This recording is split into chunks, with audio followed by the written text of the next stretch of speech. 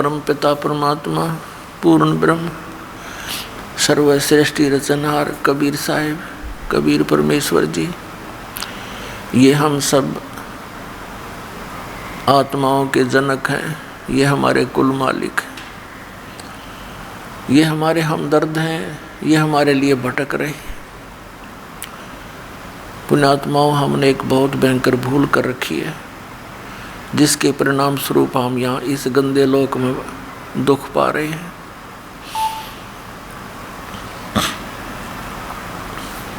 प्रत्येक प्राणी सुख की खोज में, धन की खोज में यहाँ घूम रहा है। किसी ने कोई साधन अपनाया है, किसी ने तो सुखी होने के लिए धन उपार्जन करना ही उद्देश्य मान रखा है, और किसी ने आध्यात्मिक मार्ग का सहारा लिया है, वो भी केवल सुख प्राप्ति के लिए। क्योंकि यहाँ इस लोक के अंदर वो वस्तु है ही नहीं जिसकी हम खोज कर रहे हैं। वो वस्तु कहाँ पर है? वो सतलोक के अंदर है। वो सुविधाएं जो हम यहाँ तलाश रहे हैं वो सतलोक के अंदर है। एक नमक की बोरी में पड़े हुए कोई कीड़ा यदि उसमें कोई स्वादिष्ट मिष्टान का टेस्ट ढूंढ रहा है, खोज रहा है, तो उसका व्यर्थ प्रयत्न है। वो तो बूरा की बोरी मिले, फिर उसमें जहाँ भी मुख लगाएगा वहीं पर आनंद ही आएगा। तो ये 21 ब्रह्मांड इस भगवान काल के, इस ब्रह्म के सरपुरुष के, ये नमक की बोरी समझो, और सतलोक वो बूरा की बोरी है, खांड की बोरी है। तो वो तो खांड की बोरी में ही मिष्ठान मिलेगा, इस खारे नमक की बोरी में वो टेस्ट नहीं हो सकता। पुण्यात्माओं, ये बात जो दास बोल रहा है ये किसी डूम भाट के गीत नहीं, ये किसी आम व्यक्ति की बनाई हुई कथा नहीं, ये उस सतपुरुष पूर्ण परमात्मा कबीर भगवान का दिया हुआ ज्ञान जो दास आपको बता रहे हैं। इसके ऊपर आप 100% 100% विश्वास करना, क्योंकि हम इस काल के द्वारा इन नकली संतों, पंथों, आचार्यों के द्वारा हम इतने भ्रमित कर दिए कि भगवान का नामो निशान मिटा दिया। जितने पंथ उतने ही मंत्र, उतना ही भिन्न भिन्न ज्ञान, अपनी अपनी दंत कथा, अपने अपने लोक वेद बना के और हमारे अंदर अज्ञान ठोक दिया। पुण्यात्माओं, पूर्ण परमात्मा सतपुरुष कबीर देव जी हैं, कबीर साहब हैं, कबीर भगवान हैं। ये वो परमात्मा हैं जिसके विषय में चारों वेद गवाही देते हैं, उसके गुणगान करते हैं, और वही परमात्मा अपने विधान अनुसार काशी के अंदर, बनारस के अंदर, भारतवर्ष की पावन धरती पर, वैसे तो परमात्मा की सारे ब्रह्मांड से पृथ्वी उसी के अंतर्गत आती है, फिर भी जहाँ परमात्मा ने विशेष लीला की होती है वो इतिहास न्यारा होता है। काशी शहर में आए थे और 120 वर्ष इस धरातल पर रहे, एक जनसाधारण जैसी लीला की, अपने हाथों से काम करके निर्वाह करके दिखाया।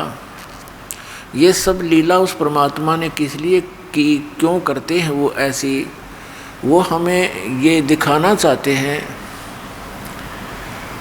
कि भी परमात्मा के पाने के लिए ना तो घनी उच्च जाति की आवश्यकता, क्योंकि उस समय जब परमात्मा बनारस में आए थे, काशी शहर में आए थे, उस समय ब्राह्मण वर्ग,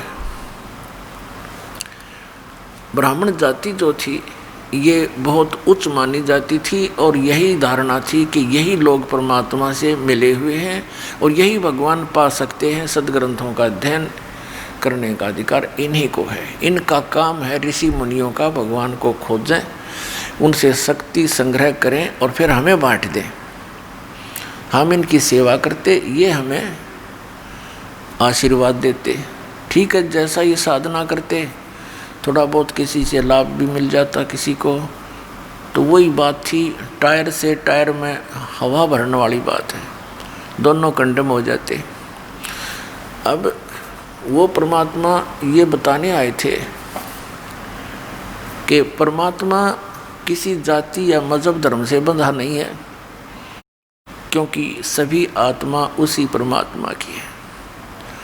और जो उसके विधान अनुसार सत साधना करेगा तो मालिक उसके साथ है, अन्य के नहीं। परमात्मा क्या कहा करते, जैसे कहते हैं कि सुर ही बंधी चमार के और ब्राह्मण बोरा भांग, और जिनने सत भक्ति करी नहीं वो नाहक धारे सांग।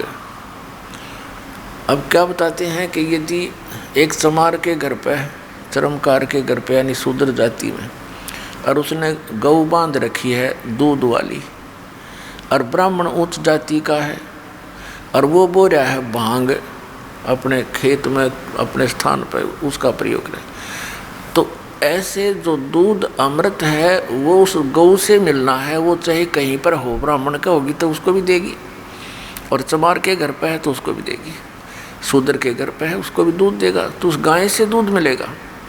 तो ये सत भक्ति चाहे कोई भी कर लो, इससे उसको प्रभु का वो परमेश्वर का लाभ प्राप्त होगा। पुण्यात्मा परमात्मा ने आकर हमें ये ज्ञान दिया, यदि वो मालिक यहाँ ना आते और हमें ये ज्ञान नहीं देते, पुण्यात्माओं हम कभी अपने निज स्थान पर नहीं जा सकते।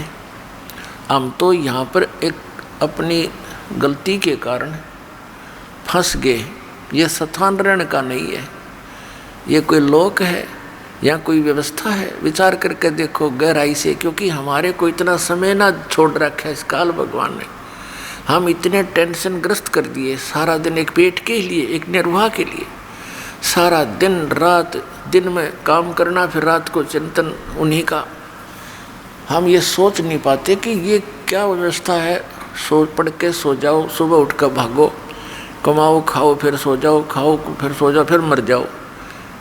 कोठी बनाने लग रहा है, इसमें ठाठ से रहूँगा, बनाते बनाते मौत होगी, अब ठाठ कहाँ रहे। तो परमात्मा ने आकर ये सत्य ज्ञान दिया। यदि वो परमात्मा यहाँ नहीं आते तो पुण्यात्माओं हमें ये बार कैसे पता चलता कि कोई और स्थान भी है। हमारे को तो इन काल के संदेश वाहकों ने, इन नकली पंथों ने, ऋषि महर्षियों ने केवल स्वर्ग महास्वर्ग तक की जानकारी देकर फाइनल कर रखा था। इनको इतना ही पता है मुश्किल से। वो तो स्वयं दाता आए, चारों युगों में आते हैं, तो हमें ये पता चला। आज उसके बच्चों को वो ज्ञान हुआ और शिक्षा का प्रसार उसी परमात्मा ने करवाया। पुण्यात्माओं इस कलयुग के अंदर ये करवाते हैं ना। इस शिक्षा की हमने कतई ज़रूरत नहीं थी, इसने तो बेईमान बना दिए हम। भाई भाई का प्यार रहा ना, बान भाई का प्यार रहा नहीं, माता पिता से प्रेम रहा नहीं, माया माया दिखाई देती है। एक बकवादों की दौड़ लग गई, बड्डी कोठी बनाऊं, दुनिया जय जयकार करे, तेरी इज्जत होएगी। फिर उसके कारण ना जाने कितने उल्टे सुलटे काम करने पड़ते हैं। तो परमात्मा कहते हैं, आगे गए ना बावड़े रहते भी सब जा, बिन साहेब की बंदगी कहीं ठोर ठिकाना ना। कि पहले चले गए, उन्होंने तो कुछ आकर संदेश दिया नहीं हमारे को, और जो शेष बचे हैं वो भी धीरे धीरे सब मृत्यु को प्राप्त हो रहे हैं। और कहते हैं बिन साहिब की बंदगी कहीं ठोर ठिकाना ना। साहिब माने भगवान परमात्मा।